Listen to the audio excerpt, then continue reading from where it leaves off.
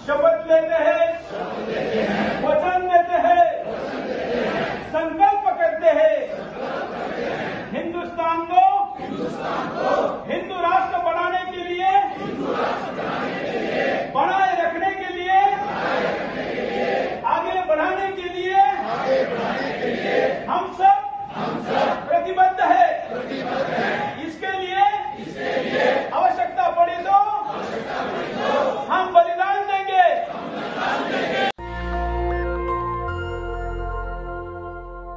नमस्कार, मैं मोहम्मद फैसल और आप देख रहे हैं नेशनल दस्तक।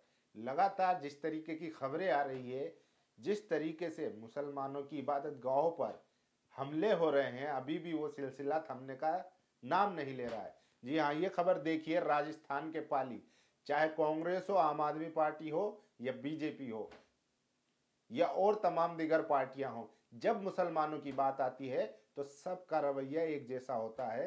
मुसलमानों के मामले में, मुद्दे पे एकदम मौन रहना, एकदम चुप रहना। वही मामला अब राजस्थान में देखने को मिला है। जिस तरीके से इससे पहले करौली में जो हिंसा हुई थी, उस हिंसा में कांग्रेस की सरकार ने किसी के खिलाफ कठोर कार्रवाई करती हुई नहीं दिखी, जबकि वहीं मध्य प्रदेश में जो हिंसा हुई थी खरगोन में, वहां पर 80 से ज्यादा मुसलमानों के घरों पर बुलडोजर चढ़ा दिया गया। जब आप कहते हैं कि कांग्रेस सेक्युलर पार्टी है, कांग्रेस तुष्टीकरण नहीं करती है, कांग्रेस संविधान को मानती है और संविधान से चलती है, लेकिन जब कांग्रेस की बात आती है तो कांग्रेस का भी रवैया वही होता है।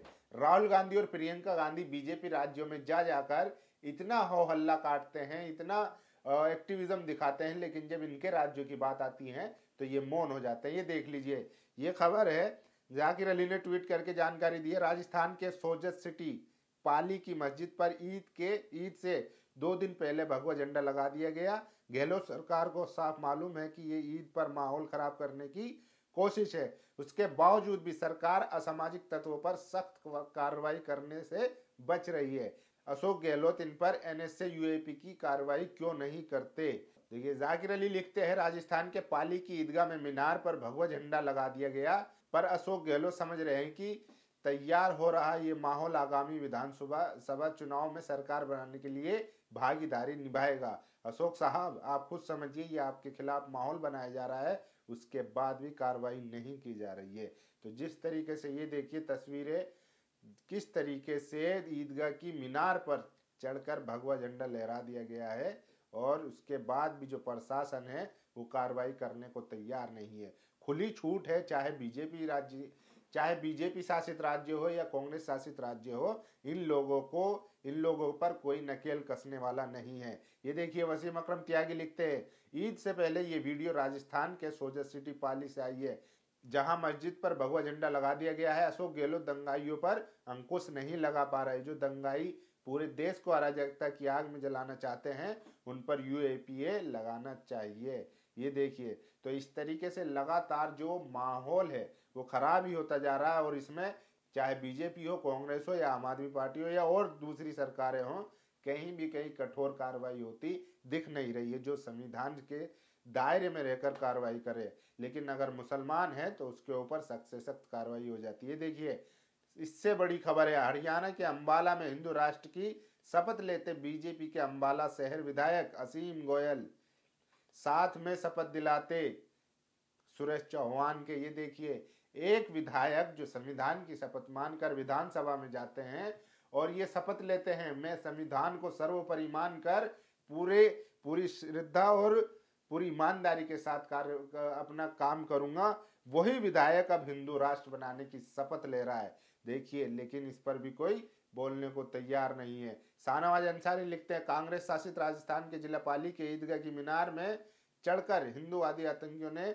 आतंक का प्रतीक भगवा झंडा लहराया। इन आतंकियों पे शासन प्रशासन इतना मेहरबान है कि आतंकियों को न शासन का डर है न प्रशासन का। पाली पुलिस इन आतंकियों पर कार्रवाई कब होगी?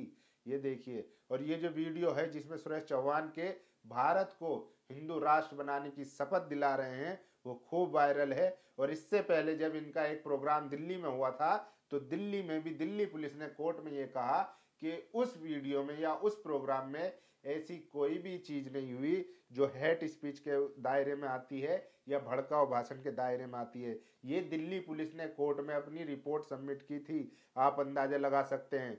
वहीं ये वीडियो आप सुन लीजिए जरा कि किस तरीके से ये कह रहे हैं कि हम भारत को हिंदू राष्ट्र बनाएंगे, चाहे उसके लिए कुछ भी करना पड़े। एक बार सुन लीजिए। शपथ लेते हैं, वचन देते हैं, संकल्प करते हैं हिंदुस्तान को हिंदू राष्ट्र बनाने के लिए, बनाए रखने के लिए, आगे बढ़ाने के लिए हम सब प्रतिबद्ध है।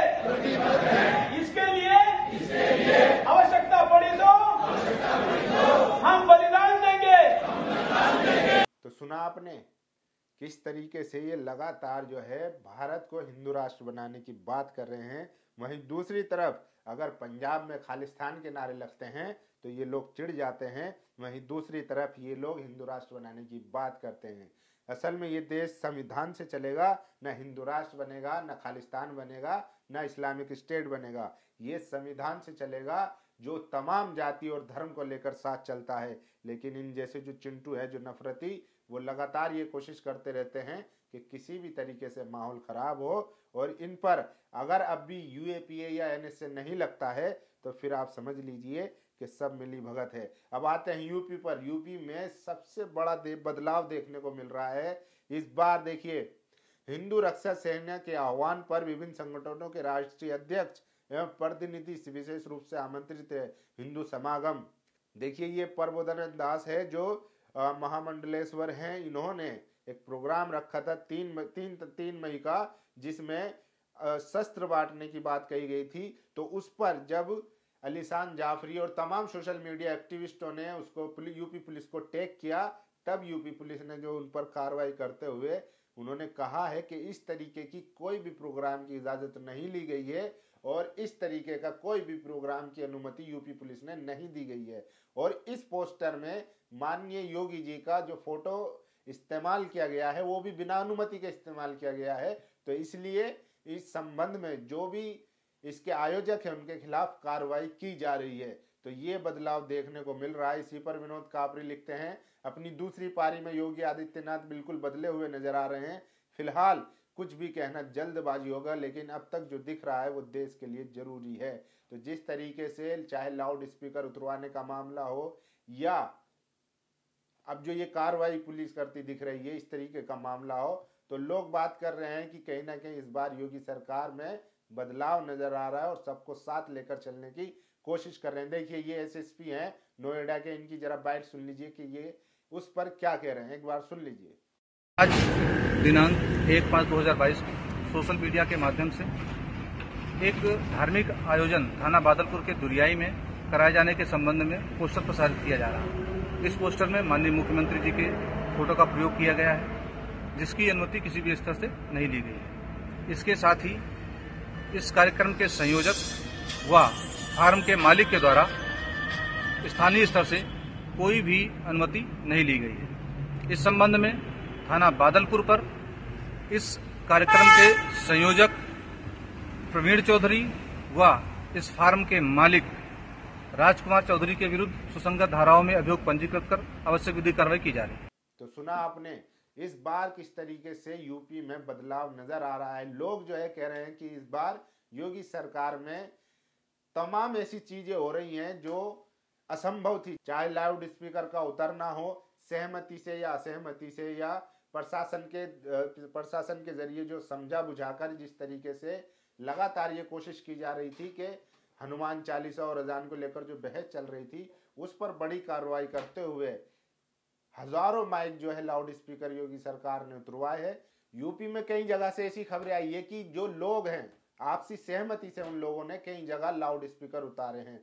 तो ये एक बड़ी पहल और बड़ी बात मानी जा रही है कि इस बार जो है योगी राज में थोड़ा सबको साथ लेकर चलने की बात कही जा रही है। वहीं दूसरी तरफ जो मैंने आपको खबर बताई कि प्रबोधन दास जी ने एक प्रोग्राम रखा था जिसमें अस्त्र और शस्त्र और धर्म संसद जैसा ये प्रोग्राम था, जहां पर लगातार मुसलमानों के खिलाफ जहर उगला जा रहा था, तो उस पर यूपी पुलिस ने कार्रवाई करते हुए जो उसके आयोजक थे, जहां पर वो प्रोग्राम होना था, उनके खिलाफ कार्रवाई करने का आश्वासन दिया है।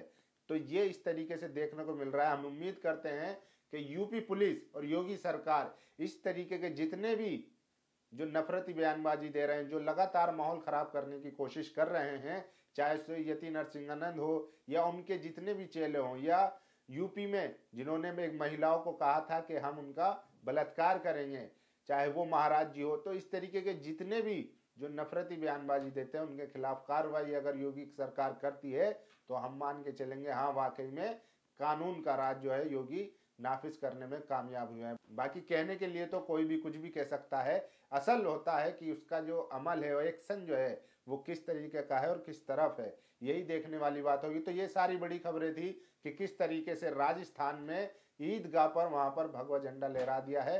वहीं दूसरी तरफ सुरेश चौहान के अंबाला में जाकर हिंदू राष्ट्र बनाने की शपथ दिलाते हैं, लेकिन उनके खिलाफ एनएसए नहीं लगता है। अगर वहीं जिग्नेश मेवानी एक ट्वीट भी कर देते हैं तो उनकी गिरफ्तारी हो जाती है, और उमर खालिद संविधान को बचाने की बात करते हैं तब उनको बेल मना कर दिया जाता है, क्योंकि वो अपनी स्पीच में शांति से अपने हक अधिकार के लिए लड़ने की बात कर रहे थे। सारी बड़ी खबरें थी जो मैं आपके लिए लाया था। इस वीडियो पर आपकी क्या राय है, आप अपनी राय जरूर दीजिए। शुक्रिया।